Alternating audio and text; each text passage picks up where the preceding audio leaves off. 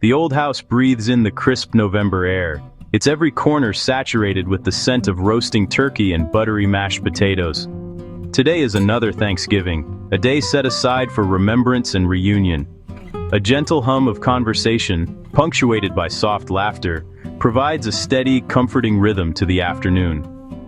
Light streams through the large dining room windows, catching the dust motes as they dance in the air, illuminating the familiar faces gathered around the long wooden table. This is more than just a meal.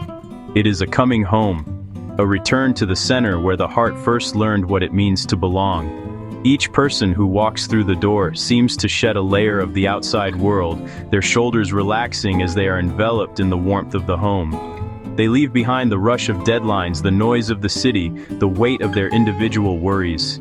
Here, in this space, they are known not for what they do, but for who they are: a son, a daughter, a cousin, a friend. The table, set with mismatched plates that tell stories of different eras, is not just a place for food. This gathering is a sanctuary, an anchor in the swirling currents of life. The air itself seems thick with unspoken gratitude. My niece Anna takes it all in, imprinting this scene on her memory.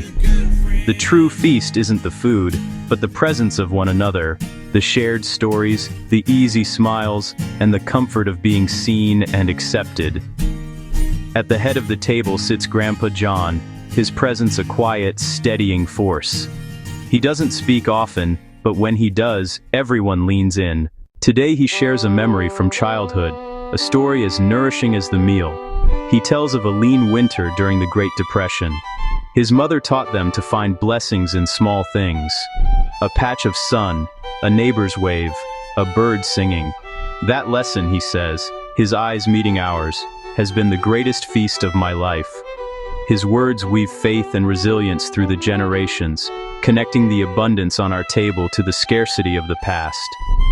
As Grandpa finishes, a small voice pipes up. It is my grandniece, Lily. Even in the most loving families, moments of friction are inevitable.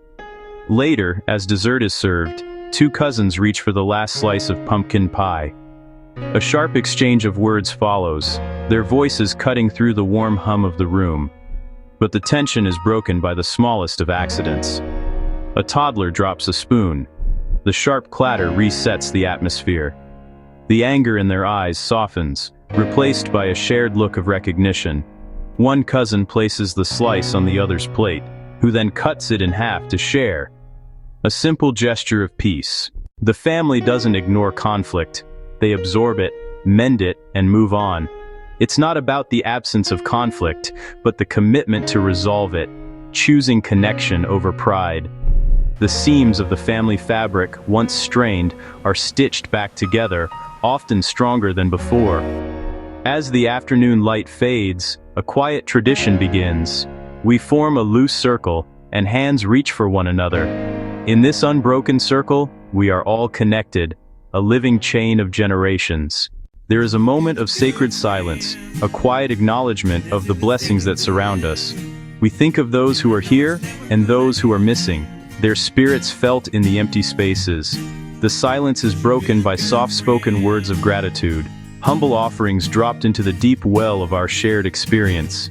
Each blessing is a reminder of God's goodness, seen in answered prayers and simple kindnesses.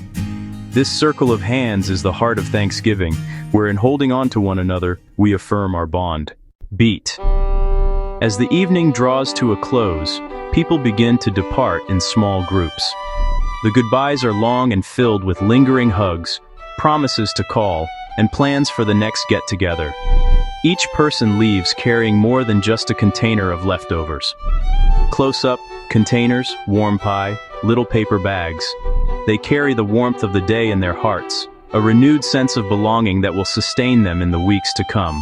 The house grows quiet again, but the silence is different now. It is not an empty silence, but one filled with the resonant echoes of laughter, stories, and love. The healing that takes place on Thanksgiving is not a miraculous, instantaneous cure for all family ailments. It is a gentle, restorative process. It is the soothing balm of acceptance, the quiet power of forgiveness, and the deep comfort of shared history. The day reminds us that our family is a living entity, one that requires tending. It reaffirms that our connections are resilient, capable of weathering disagreements and distance, and that there is profound strength to be found in simply showing up for one another, time and time again. Walking through the now tidy dining room, I see the faint rings left by glasses on the wooden table, and smile. They are temporary marks, evidence of the life that filled this space.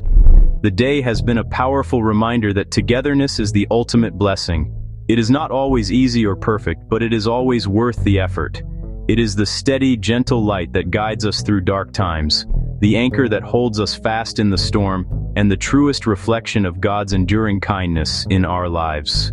And so, we step into the coming season with a softer, more hopeful heart. The peace of this day will ripple outward, influencing our interactions and brightening our paths. We carry with us the memory of the circle of hands, the sound of our grandfather's voice, and the feeling of being completely and utterly home. We are filled with a quiet gratitude, not just for this day, but for the promise of all the days to come.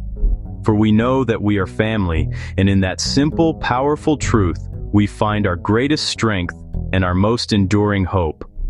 Final.